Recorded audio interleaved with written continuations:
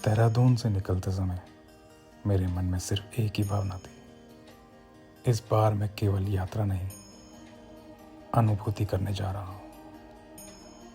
रुद्रनाथ का नाम ही दिल में एक अजीब सी श्रद्धा और रहस्य जगाता है। कहते हैं यहाँ भगवान शिव का मुख्य स्वरूप स्वयं प्रकट हुआ था। बस उसी बुलावे ने मुझे खींच लिया। गोपेश्वर से जब मैंने ट्रैक शुरू किया तो हवा में एक ठंडी नमी थी और आसमान पर बादलों की परतें धीरे धीरे सरक रही थी।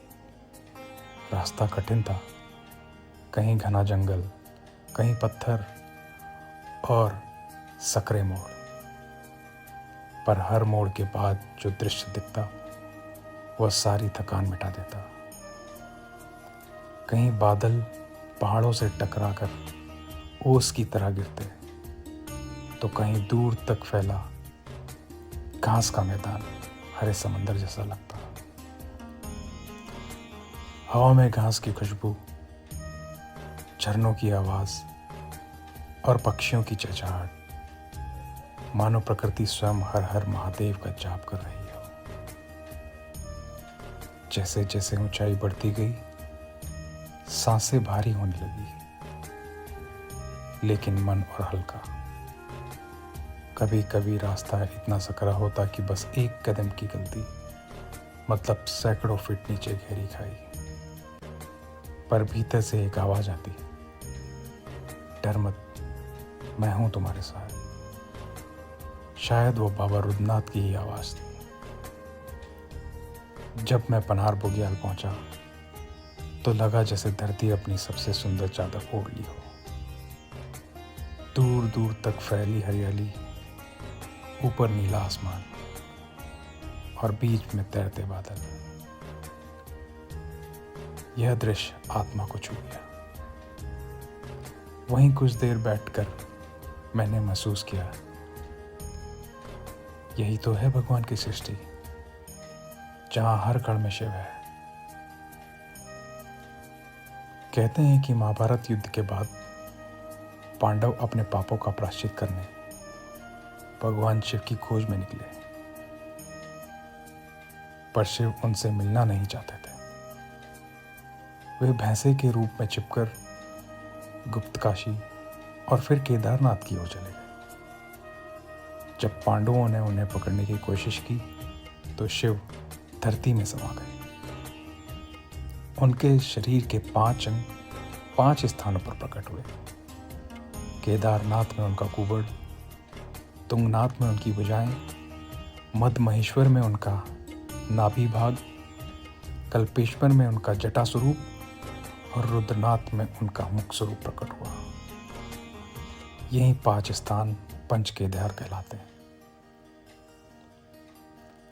एक दिन की कठिन चढ़ाई, बारिश, ठंड और थकावट के बाद जब आखिरकार मैंने रुद्रनाथ मंदिर देखा तो पल भर कुछ समय थम गया। छोटा सा मंदिर, चारों ओर बादल और भीतर पत्थर में उभरा हुआ भगवान रुद्र का मुख। वह दृश्य शब्दों में नहीं बताया जा सकता। मंदिर के अंदर जब मैंने ओम नमः शिवाय कहा तो मन पूरी तरह शांत हो गया, मानो मेरे भीतर का सारा शोर, सारी बेचैनी वहीं छूट गई हो। उसी क्षण समझ आया, रुद्रनाथ पहुंचना मंजिल नहीं, अपने भीतर के भगवान तक पहुंचने का रास्ता है। जब लौटने लगा तो वही रास्ता अब नया सा लग रहा था। पहाड़ अब दोस्त से लगे, हवा में आशीर्वाद सा एहसास था। समझ आया, यह ट्रैक केवल यात्रा नहीं, जीवन का सबक है। कठिन रास्ते ही हमें अपने असली स्वरूप तक पहुंचाते हैं। रुद्रनाथ की चढ़ाई भले ही कठिन हो, पर जो वहां पहुंचता है वह केवल शिखर तक नहीं, अपने भीतर के शिव से मिलन करता है। हर हर महादेव।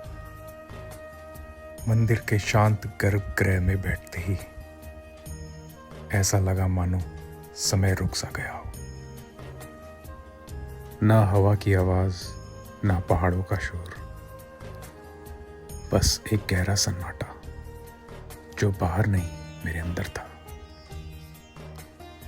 मेरे कदमों की थकान, मेरे मन के सवाल, मेरी आत्मा की बेचैनी, सब जैसे उसी क्षण खुल गया हो।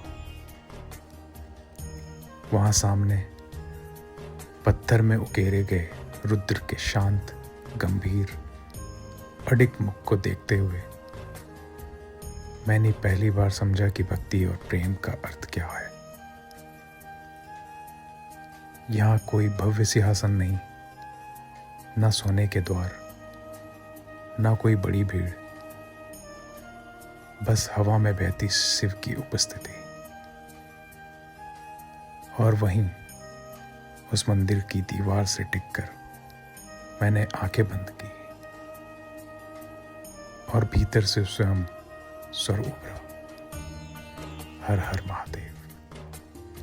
उस एक मंत्र ने दिल के पर्दे खोल दी। जिन शब्दों को वर्षों से कह नहीं पाया था, वे आंखों की बूंदों में बह निकले। ऐसा लगा जैसे बाबा ने मेरे बोझ अपने भीतर खींच लिया। रुद्रनाथ पहुंचकर इंसान पहाड़ नहीं जीतता, वो खुद को पा लेता है। हर हर महादेव।